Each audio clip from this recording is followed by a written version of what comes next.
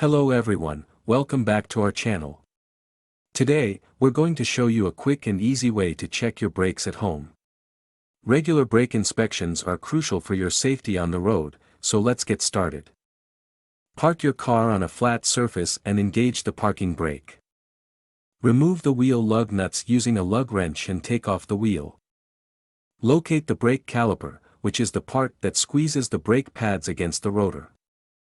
Check the thickness of the brake pads. If they are less than a quarter-inch thick, it's time to replace them. Inspect the rotor for any signs of wear or damage. Look for grooves, scoring, or discoloration.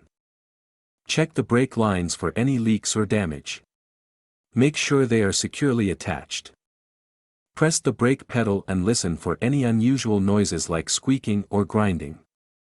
Reassemble the wheel and tighten the lug nuts securely. Congratulations, you've just completed a quick brake inspection on your own. Remember to perform this check regularly to ensure your brakes are in good working condition. If you notice any issues during the inspection, it's best to consult a professional mechanic for further evaluation. Thanks for watching, and don't forget to like and subscribe for more car maintenance tips. Drive safely.